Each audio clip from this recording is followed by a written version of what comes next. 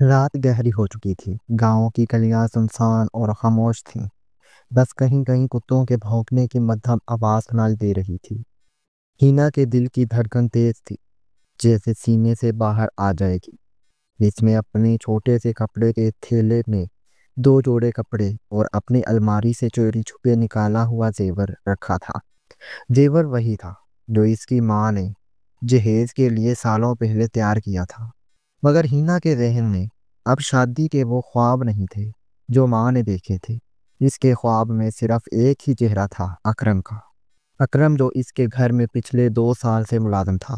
لمبا کا دبلا مگر مضبوط جسم، اور بات کرنے میں ایسی چلاکی کہ سننے والے کا دل کھینچ لیتا۔ ہینا کے بھائی اسے صرف کام کرنے والا سمجھتے تھے، مگر ہینا کے دل میں وہ دھیرے دھیرے ایک محبت کی کہانی لکھ چکا تھا۔ کچھ دن پہلے ہی اس کے بڑے بھائی رشید کو شک ہوا کہ ہینا کی نظریں اکرم پر کچھ زیادہ ہی ٹھہرتی ہیں۔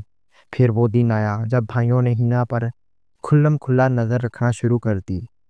بات چیت محدود ہو گئی، دروازے بند کر دیے گئے، مگر محبت کی راہ میں یہ رکاوٹیں کب کامیاب ہوتی ہیں۔ اس رات جب گھر کے سب افراد سو گئے، ہینا نے آہستہ سے کمرے کا دروازہ کھولا۔ اکرم پہلے ہی باہر انتظار کر رہا تھا۔ دونوں نے ایک دوسرے کو تیزی سے دیکھا، جیسے وقت ضائع کرنا جرم ہو۔ اکرم نے دھیمی آواز میں کہا، جلدی آؤ ہینا، زیادہ دیر کریں گے تو سب جاگ جائیں گے۔ ہینا نے خاموشی سے سر ہلایا، تھیلا اٹھایا اور اکرم کے ساتھ اندھیروں میں گم ہو گئی۔ چند ہی قدم چلے تھے، یہ قریب کے کھیتوں سے کتوں کے بھونکنے کی آواز گونجی۔ اکرم نے گھبرا کر قدم تیز کر دیے، مگر آوازیں بڑھتی گئیں۔ گاؤں میں کتوں کا شور خطرے کی گھنٹی تھی۔ کچھ ہی دیر میں 2-3 گھروں کے دروازے کھلے اور آدمیوں کے ہاتھوں میں ڈنڈے اور پرانے بندوق نظر آنے لگے۔ کون ہے؟ رات کے اس وقت کہاں جا رہے ہو؟ کسی نے زور سے آواز دی۔ اکرم نے ہینا کا ہاتھ مضبوطی سے پکڑا اور ایک طرف بھاگنے لگا، مگر گاؤں کی تنگ گلیاں، بھونکتے کتے اور جاگتے لوگ، یہ سب مل کر اس راہ فرار کو مشکل بنا رہے تھے۔ ہینا کے دل میں ایک ہی دعا تھی، بس کسی طرح آج کی رات گزر جائے، باقی زندگی اکرم کے ساتھ وہ کسی طرح کاٹ لے گی۔ قاسم گاؤں کے ایک بڑے گھر میں رہتا تھا۔ عمر 50 سال کے باوجود وہ گاؤں کے کئی جوانوں سے زیادہ مضبوط اور صحت مند تھا۔ جوانی میں وہ ایک مشہور پہلوان رہ چکا تھا۔ میلوں دور سے لوگ اس کے داؤ پیچ دیکھنے آتے تھے، مگر وقت کے ساتھ پہلوانی کا شوق چھوڑ کر وہ زمینداری اور گھر کی ذمہ داریوں میں لگ گیا۔ چند سال اکیلے گزارنے کے بعد جب تنہائی کی چبھن ناقابل برداشت ہو گئی تو قاسم نے شادی کا فیصلہ کیا۔ لوگ حیران تھے کہ اتنی عمر میں شادی، مگر قاسم نے پرواہ نہ کی۔ اسی گاؤں کی ایک خوبصورت اور نسبتاً کم عمر لڑکی زینت اس کی بیوی بن گئی۔ زینت کی آنکھوں میں چمک تھی، چال میں نرمی اور باتوں میں وہ مٹھاس جو سننے والے کو اپنی طرف کھینچ لے۔ قاسم نے شادی کے بعد اسے ہر سہولت دی، کپڑے، زیورات، خوشحال زندگی، مگر گاؤں کے کچھ لوگ دبے لفظوں میں اس کے کردار پر باتیں کرنے لگے۔ زینت کا چال چلن ٹھیک نہیں ہے، یہ جملہ قاسم نے کئی بار دوسروں کی زبان سے سنا، مگر وہ ہمیشہ نظر انداز کرتا رہا۔ اس کا ماننا تھا کہ لوگ حسد میں ایسی باتیں کر دیتے ہیں۔ لیکن ایک دن اس کا قریبی دوست جمیل آہستہ آہستہ اس کے پاس آیا اور کہا، قاسم بھائی، برا مت ماننا، مگر جو بات گاؤں میں چل رہی ہے وہ سچ نکلے تو آپ کے لیے اچھا نہیں ہوگا۔ قاسم کے ماتھے پر بل پڑ گئے۔ کیا مطلب؟ جمیل نے ہچکچاتے ہوئے جواب دیا، زینت شاید کسی سے ملتی ہے، لوگ کہہ رہے ہیں، مگر میں نے خود نہیں دیکھا۔ بس سمجھ لو کہ تمہارا بھلا چاہتا ہوں۔ یہ سن کر قاسم کا دل جیسے رک سا گیا۔ وہ جانتا تھا کہ گاؤں میں افواہیں عام ہوتی ہیں، مگر جمیل جھوٹ بولنے والا آدمی نہیں تھا۔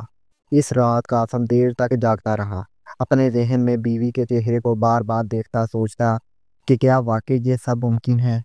2 دن بعد وہ فیصلہ کر چکا تھا۔ شام کے وقت جب گھر کے صحن میں دھوپ ڈھل رہی تھی اور زینت کھانا تیار کر رہی تھی، قاسم نے قرآن پاک نکالا اور اسے سامنے رکھ دیا۔ زینت، میرے سامنے آؤ۔ زینت نے حیران ہو کر اس کی طرف دیکھا۔ ہاتھ میں آٹے کی بالٹی تھی۔ کیا ہوا قاسم؟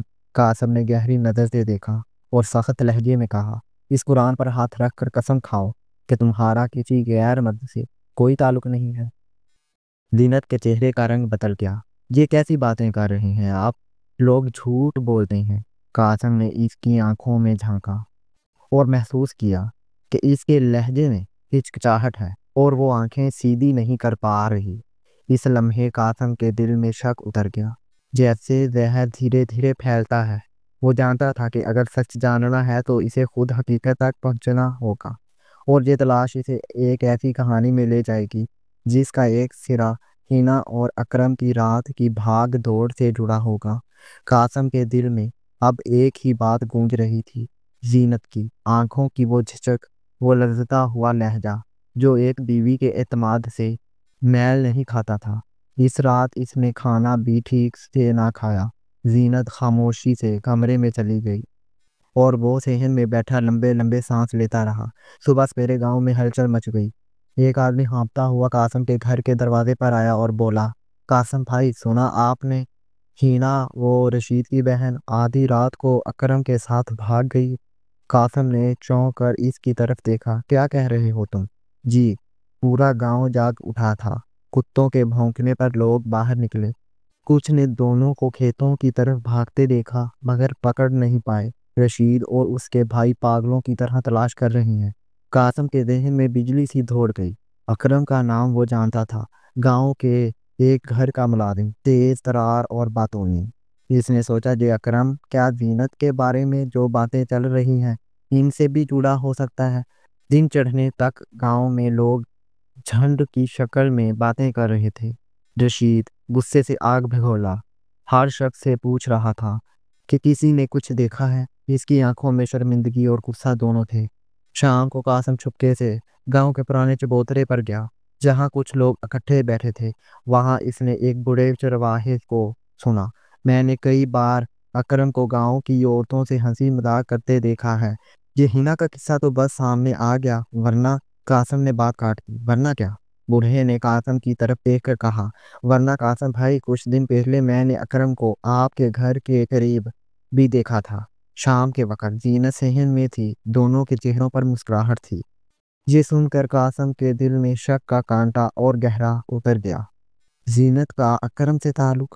کیا یہ محض گاؤں کی زبان تھی یا واقعی کوئی حقیقت؟ رات کو جب وہ گھر آیا تو زینت کھانا لگا رہی تھی۔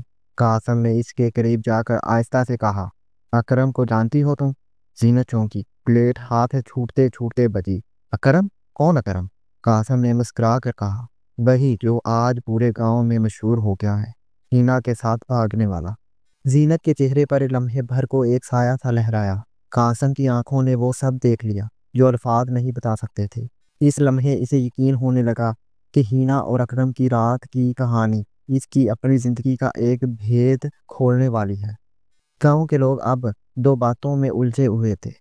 ایک طرف رشید اپنی بہن ہینا اور اکرم کی تلاش میں پاگلوں کی طرح دوڑ رہا تھا، دوسری طرف قاسم کے دل میں اپنے بیوی زینت کا شک پختہ ہو رہا تھا۔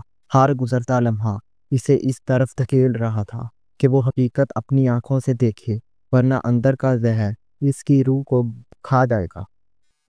رشید دن رات گاؤں کے قریبی کھیتوں، نہروں اور چھوٹے قصبوں میں چکر کاٹ رہا تھا۔ ہر آدمی سے پوچھتا، کسی نے ہینا اور اکرم کو دیکھا؟ مگر جواب صرف نفی میں آتا یا کندھے اچکانے میں۔ قاسم نے ایک شام رشید کو اپنے گھر بلا لیا۔ رشید، ایک بات سنو، اکرم کے بارے میں تمہیں کتنا پتا ہے؟ رشید کا لہجہ تیز ہو گیا۔ وہ خبیث ہمارے گھر کا نان نفقہ کھاتا رہا اور بہن کو بہلا پھسلا کر لے گیا۔ اس سے بڑھ کر کیا جاننا باقی ہے؟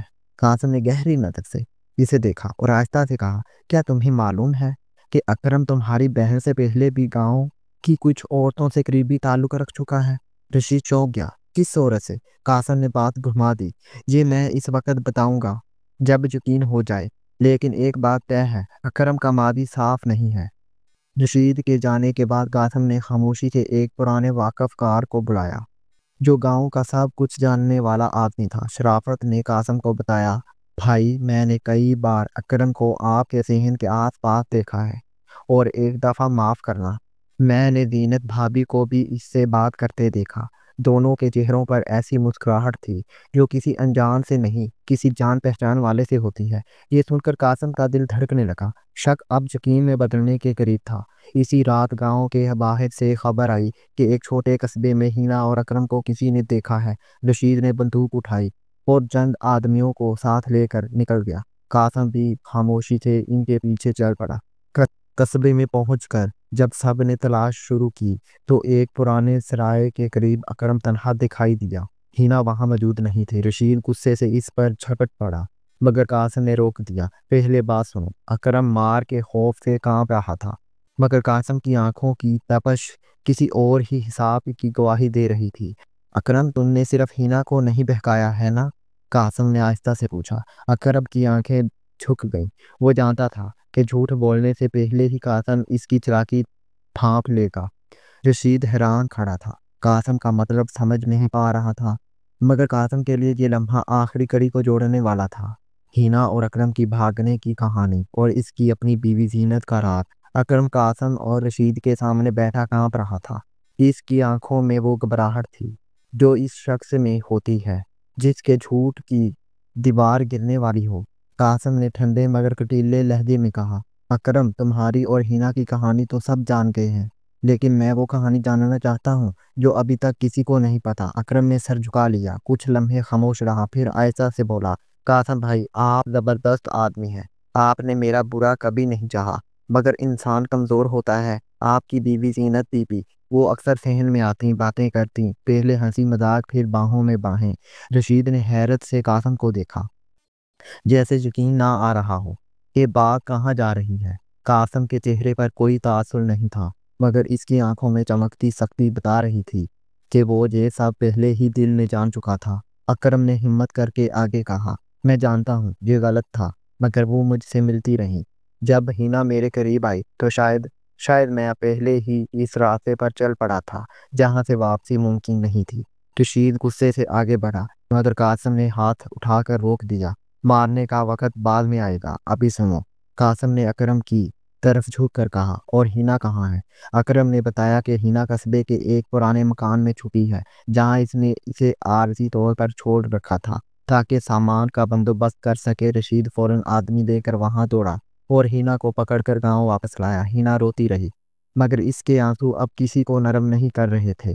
گاؤں میں شور مچ گیا، سب کو پتہ چل چکا تھا کہ اکرم نے نہ صرف رشید کے گھر کی عزت لوٹی بلکہ قاسم کے گھر کے اعتماد کو بھی توڑا۔ زینت کا چہرہ سفیدی کی طرح زرد پڑ گیا جب یہ بات اس کے سامنے آئی۔ وہ کچھ بول نہ سکی، صرف زمین پر نظریں جمائے بیٹھی رہی۔ قاسم نے اس کے قریب جا کر ہلکی مگر سخت آواز میں کہا، زینت، میں نے تمہیں عزت دی، سہولت دی، ہر وہ چیز دی جو ایک بیوی کو چاہیے، لیکن تم نے میرے اعتماد کا قتل کیا۔ زینت نے دھیرے سے کہا، قاسم، میں نے غلطی کی۔